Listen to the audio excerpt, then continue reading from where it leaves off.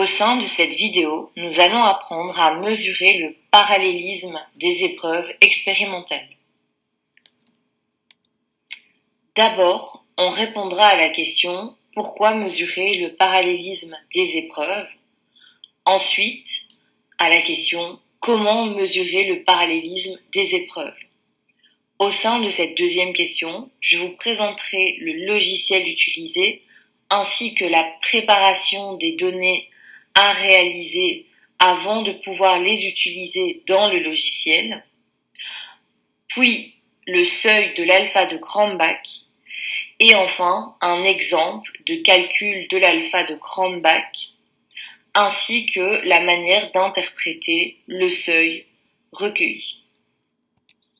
Lorsque l'on crée un pré-test et un post-test, le coefficient de consistance interne permet de mesurer l'homogénéité des épreuves, c'est-à-dire de voir si les items constituant les épreuves mesurent ce qu'ils sont censés mesurer sans être redondants, identiques ou différents. On réalise 3 mesures, une sur le pré-test, une sur le post-test et une sur l'épreuve globale, c'est-à-dire le pré- et post-test regroupés. Cela permet de vérifier si chaque épreuve individuellement est bien homogène et si les deux épreuves sont homogènes entre elles. Si les épreuves sont bien parallèles, c'est-à-dire si les épreuves sont homogènes, alors les résultats obtenus aux épreuves expérimentales peuvent être utilisés pour comparer les résultats des élèves.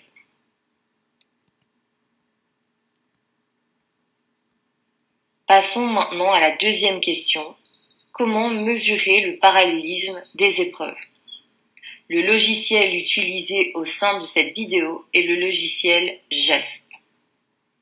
Il faut préparer les données avant de pouvoir les utiliser dans le logiciel.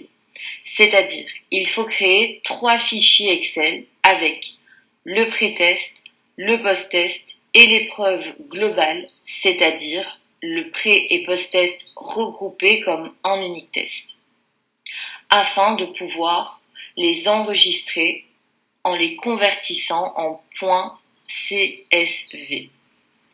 Alors, vous vous dites peut-être pourquoi ne pas juste créer un fichier Excel avec 3 classeurs? Car en fait, on ne pourra pas le convertir en .csv.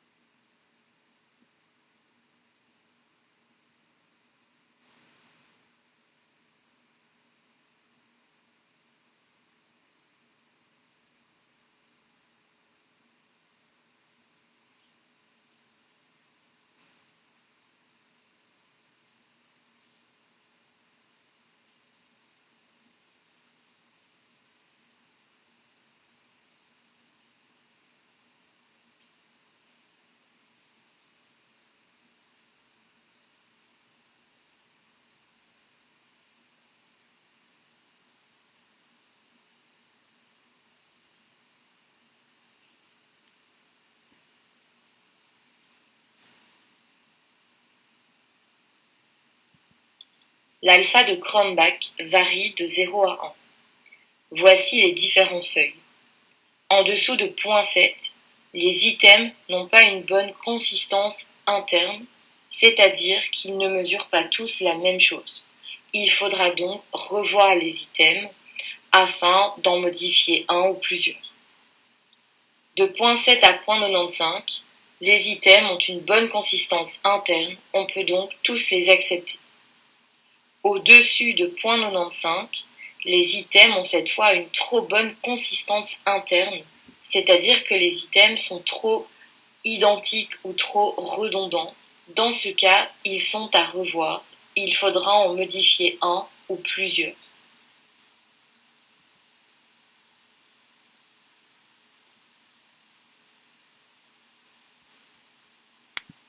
À présent, voici un exemple du calcul d'alpha de Cronbach.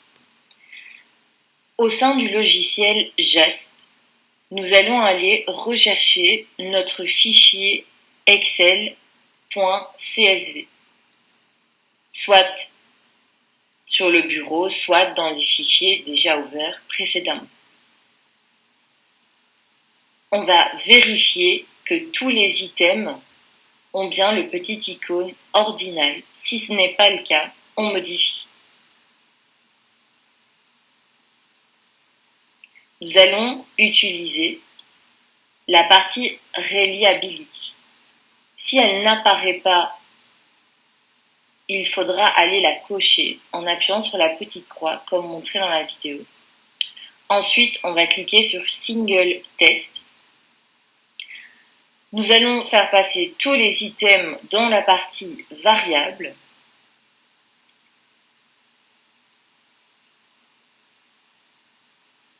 Et nous allons aller cocher Chromback Alpha.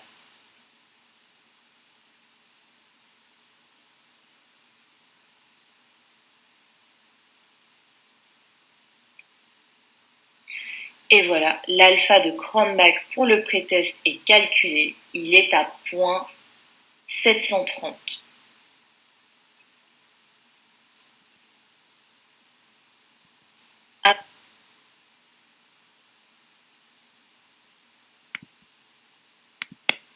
Précédemment, nous avons calculé l'alpha de Chromback sur le pré-test.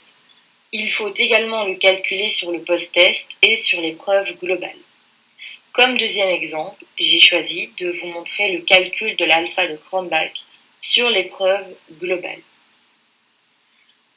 Alors, il faut encore une fois aller sélectionner le fichier qui nous intéresse, c'est-à-dire le fichier de l'épreuve globale. Vérifier que tous les items ont bien le petit icône ordinal et le modifier si ce n'est pas le cas.